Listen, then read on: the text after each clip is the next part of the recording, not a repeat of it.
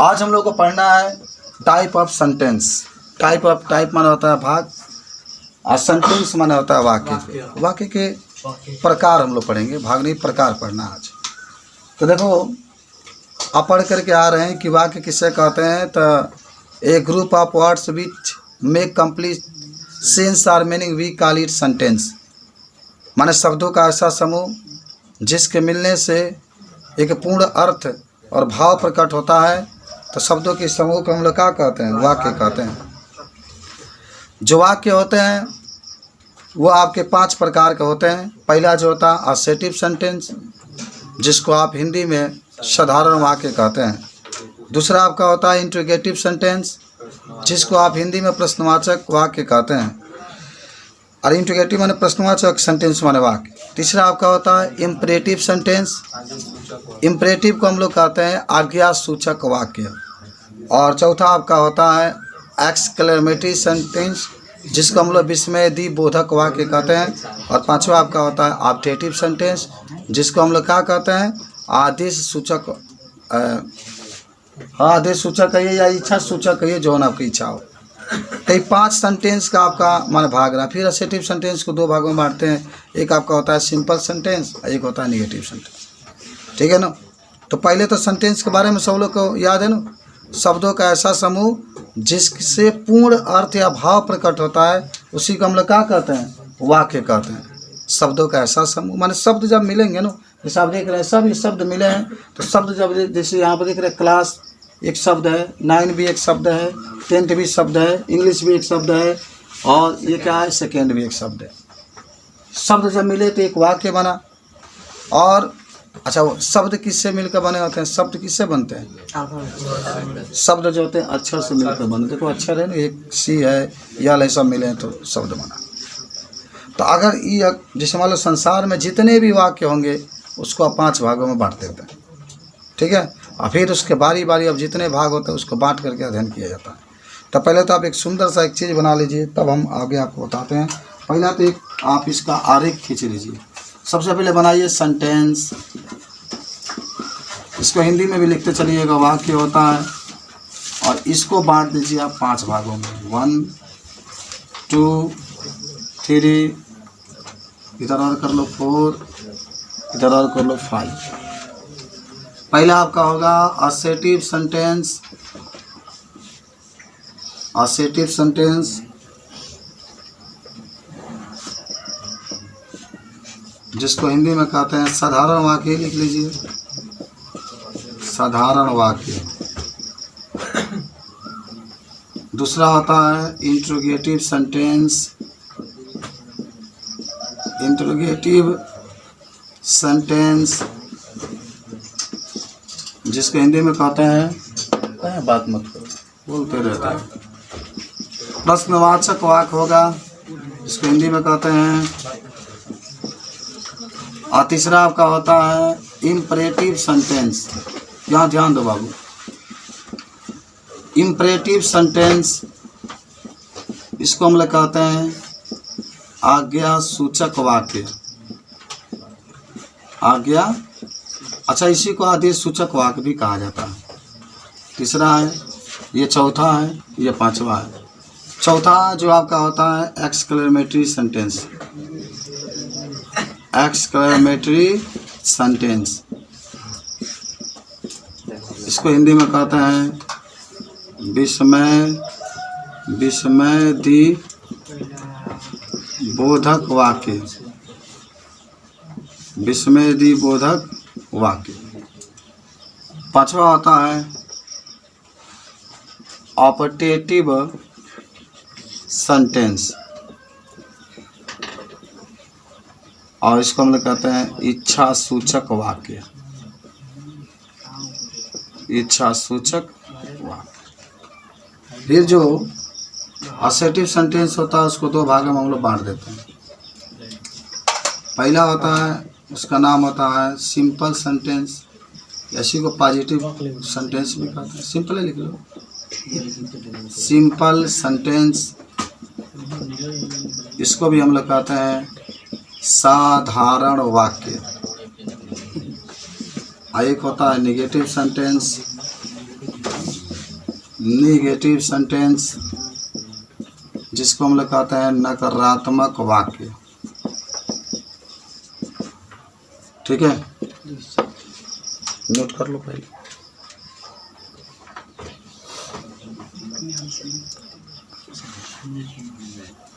अब कैसे पहचान आप करेंगे? सबसे पहले एक चीज़ जान जाइए,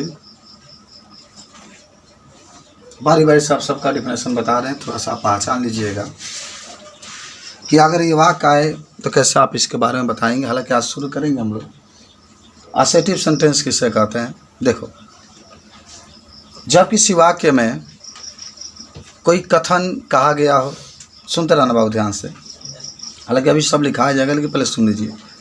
जब किसी वाक्य में कोई कथन कहा गया हो या किसी घटना का वर्णन किया गया हो तो वाक्य असर्टिव सेंटेंस में कहलाता है। एकदम याद कर लो दिमाग में। कोई भी घटना हो या कोई भी कथन उस वाक्य में कही गई है, कोई भी बात कही गई है, तो जो वो वाक्य होगा वो वाक्य किस में कहलाता है? असर्टिव सेंटेंस में कहलाता है। तो जब किसी वाक्य में किसी कथन की बात कही गई हो, किसी घटना की बात कही गई हो, तो वह वाक्य असर्टिव सेंटेंस में कहलाता है। आप जितना भी वाक्य लिखते हैं, जैसे Ram is going to school, Ram school जा रहा है, तो ये भी एक कथन है कि राम स्कूल जा रहा है। या एक घटना भी कह सकते हैं कि वो राम पढ़ने के लिए स्कूल जा रहा है। चाहे मान लीजिए कि दशरथ एक राजा थे, तो अभी एक प्रकार की क्या है? कथन है। जितने आप सिंपल सेंटेंस बोलते हैं, चाहे कोई भी टेंस से संबंधित वाक्य बोलते हैं, सबको हम लोग असर्टिव सेंटेंस कहते हैं। तो जब किसी वाक्य में कोई कथन कही गई है, कोई बात कही गई है, तो उसी को कहते हैं असर्टिव सेंटेंस। दूसरा बात आता है इंट्रोगेटिव सेंटेंस, जिसको आप हिंदी में देख रहे हैं प्रश्नवाचक वाक्य कहते हैं। तो अगर आपसे कोई पूछे कि इंट्रोगेटिव सेंटेंस किसे कहते हैं, तो आप सिंपल में कहेंगे कि जब किसी वाक्य में प्रश्न पूछा गया हो। सिंपल सी बात है। हालांकि उसका पहचान होता है कि वाक्य के अंत में क्वेश्चन मार्क से जरूर लगा होगा। तो जब किसी वाक्य में प्रश्न पूछा गया है तो वाक्य इंट्रोगेटिव सेंटेंस में कहलाता है। एकदम सिंपल सी परिभाषा।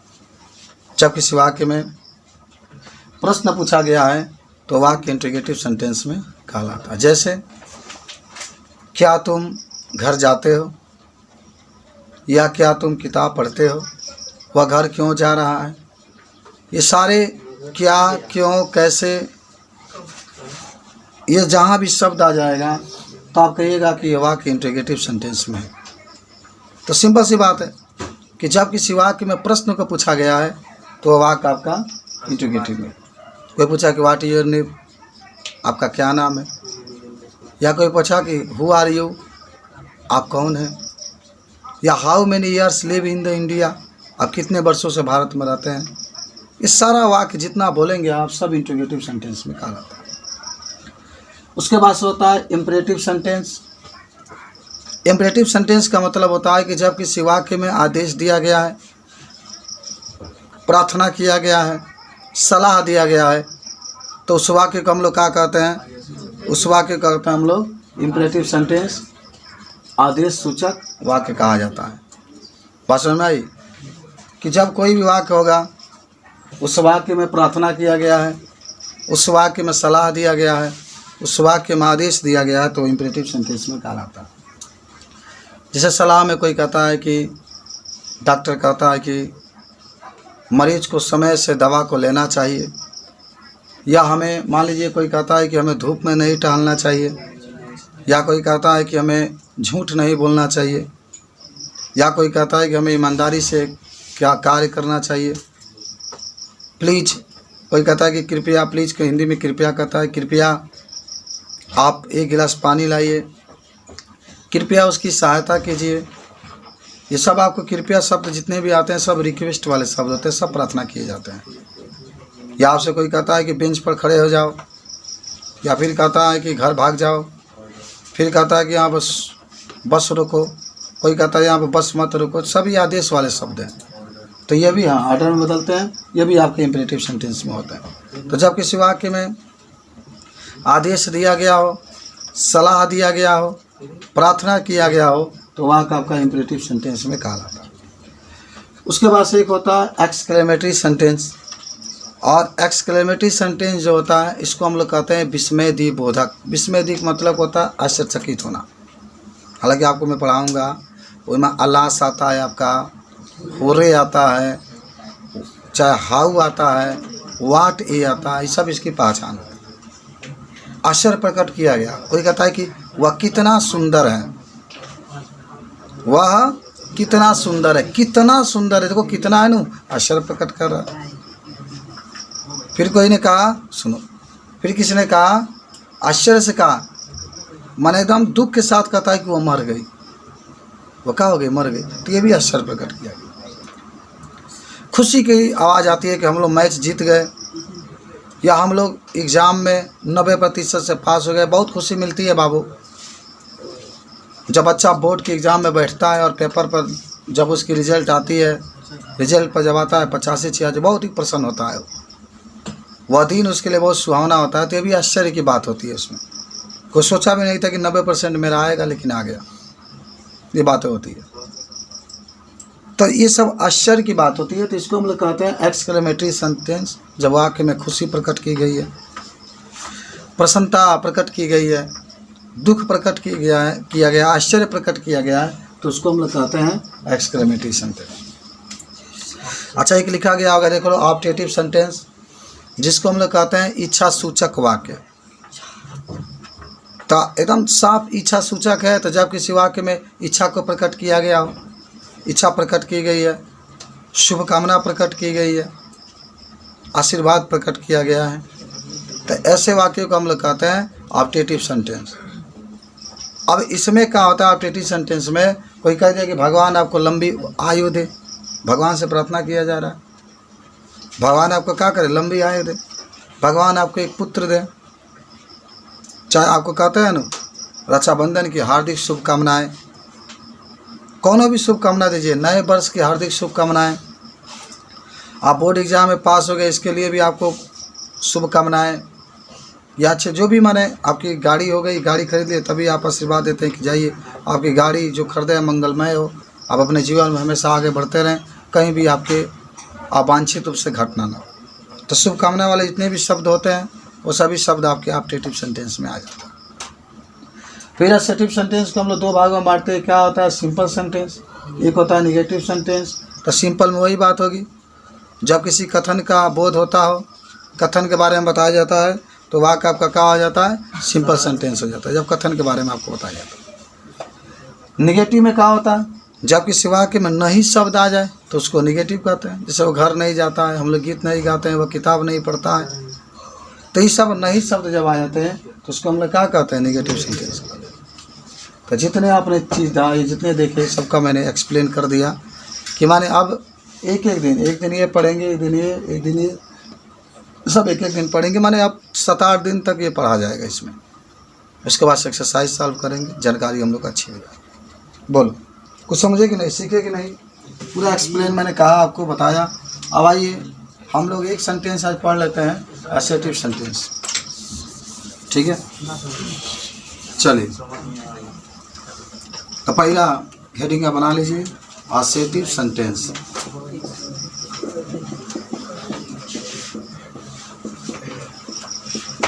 इसी को कहा जाता है साधारण वाक्य, साधारण वाक्य। इसमें लिख लो इसका डिफिनेशन, जब किसी वाक्य में, जब किसी वाक्य में किसी घटना या कथन के बारे में कहा गया हो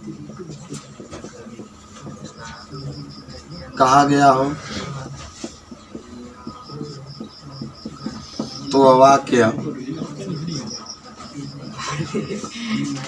वाक्य असर्टिव सेंटेंस में कहलाता है। तो वाक्य असर्टिव सेंटेंस में कहलाता है। चलो लिखो, याद कर लो आज जब किसी वाक्य में कोई घटना या किसी कथन के बारे में बात कही गई होती है तो वाक्य आपका असर्टिव सेंटेंस में कहलाता है। ठीक है, तो अगर असर्टिव सेंटेंस का डिफिनेशन पूछेगा तो इस तरीके से आप इसके बारे में क्या कर सकते हैं, बता सकते हैं। हो गया, लिख लिए? चलो ऊपर अब लिख रहे हैं।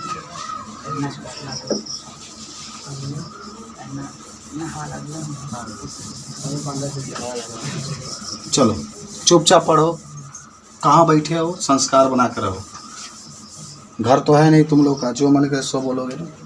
यहाँ स्टूडेंट बन के आए हो। चलो ये लिख लिए। अब तो नहीं, एक सूत्र लिख लो असर्टिव सेंटेंस के सूत्र। पहले होता है, देखो बाबू, सब्जेक्ट।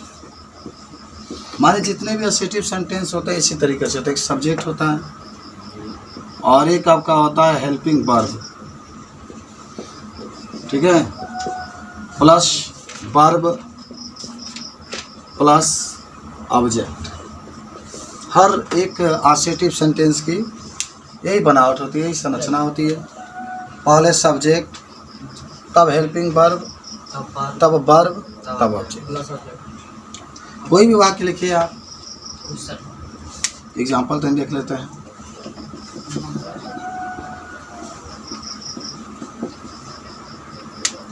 कोई कहा कि राम घर जाता है, राम घर जाता है, तो क्या लिखते हैं इसको, राम गोज टू हाउस।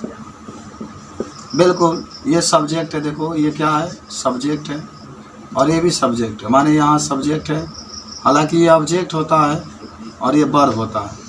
लेकिन जब वाक्य बनाएंगे तो देखो सब्जेक्ट लिख दिया आपने राम, हेल्पिंग वर्ब नहीं है तो छोड़ दो, वर्ब आपके पास है। यहाँ पर गोज है तो आपने गोज लिख दिया, टू हाउस जो है ऑब्जेक्ट में।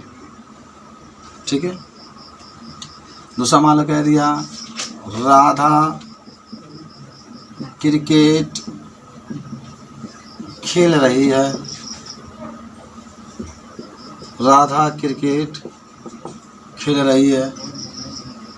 इसको बनाने के लिए पहले आप कौन टेंस में पहचान रहे हैं, किस टेंस में, प्रेजेंट कंटिन्यूअस में। रहा तो कंटिन्यूअस है तो प्रेजेंट।